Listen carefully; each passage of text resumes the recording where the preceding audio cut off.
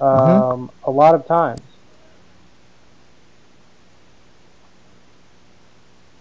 One of the things that I like to use as evidence of that, I don't want anybody to actually look this up. At least don't look up the pictures. But there are children born with something called Harlequin-type ichthyosis. And what that basically is that children are born with chitin on their skin. So they have an exoskeleton. And that shows that this one particular part of their genome had a start codon put in front of it that caused the chitin that to be expressed when they were, when they were growing.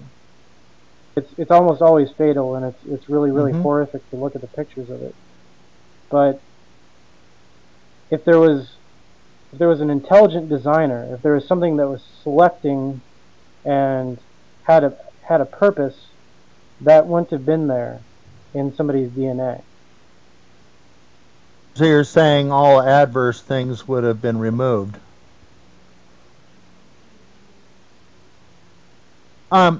One thing that does interest me a lot, and this is going beyond, the state of the science or the, but it does intrigue me that so large a part of our genome is viruses, our ancient viruses of one kind or another. And, and I've thought, thinking in terms of evolution, I've thought, well, what purpose does a virus have? And what, if there's a design function, what purpose does a virus have if life was designed to interact with viruses? And the only sense that I can make of it is that the designer may have designed the ecosystem so that just like bacteria exchange DNA, and just like we use viruses to insert this DNA into that or that DNA into the other thing so that we have strawberry genes in corn or what have you, using viruses, that there may be beneficial viruses out there that pass information around, because like with it fascinates me with an epidemic, how the epidemic spreads out and it's unchecked, and then all of a sudden people just stop getting it.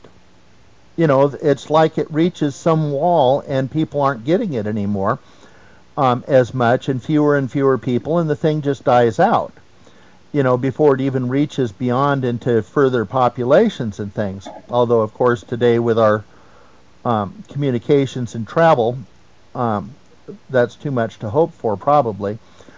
But the thing that occurs to me is that just like people are infected with diseases, that we may be passing immunities around too.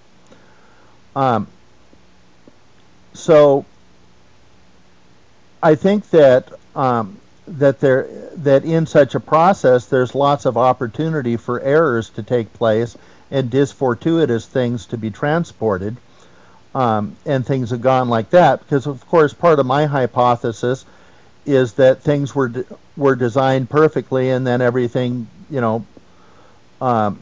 started deteriorating. So.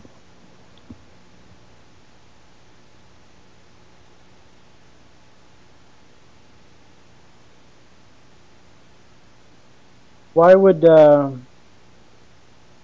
designer incorporate stuff like viruses into the design?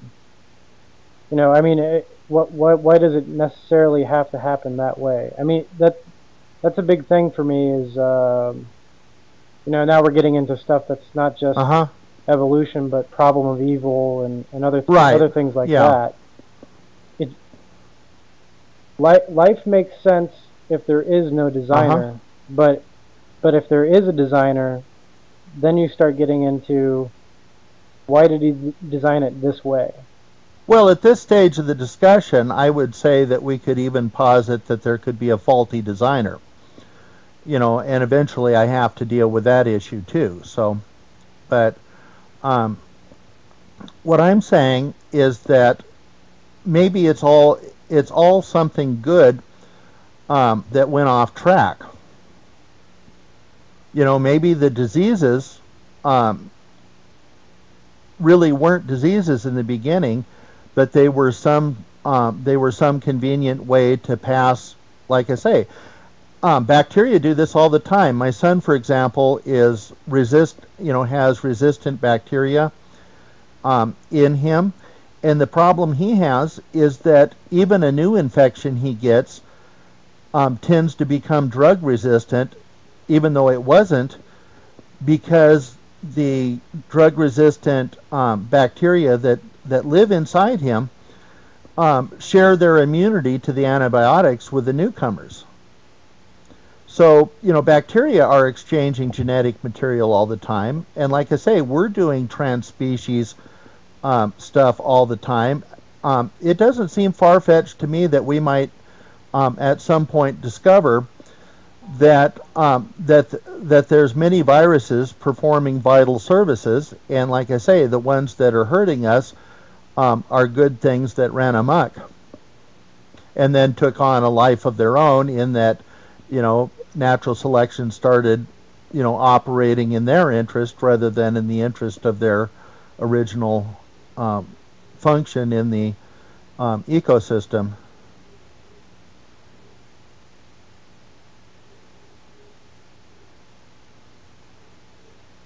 So are you arguing that there's an imperfect creator that's responsible for life, or that there's an imperfect creator that's responsible for the entire universe and life? At this point, the only thing I'm arguing, or that there, yeah, you know, maybe you're arguing that there is a perfect creator. No, I'm just the only thing I'm arguing is whether there's evidence of design. And to me, the fact that things adapt so quickly to changes in their environment is evidence that they're designed to be adaptable. I think that bodes better for an intelligent designer of some kind than it does for chance events responding as quickly to an environmental change as seems to happen in a lot of cases. And like I say, we've actually started finding, you know, at least two examples of that recently. So, you know, if we start finding a lot of that sort of thing, what we're seeing is more complexity. Like I say, it's the thing is that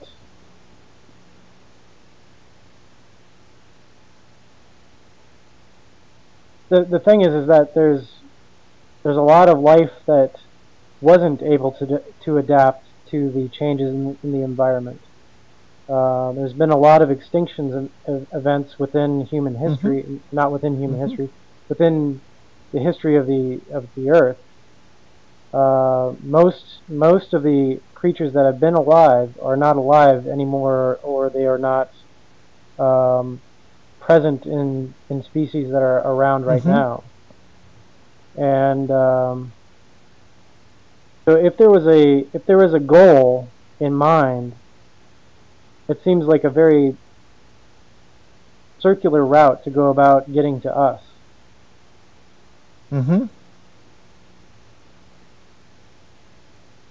What, will you repeat your last sentence, please? In other words, it seems like a very very lengthy kind of divergence that has gone on trying to get to us. If we were created for if we're an end goal of this design by an intelligent designer, it took a very long time and had a lot of different events that had to have happened that took out, you know,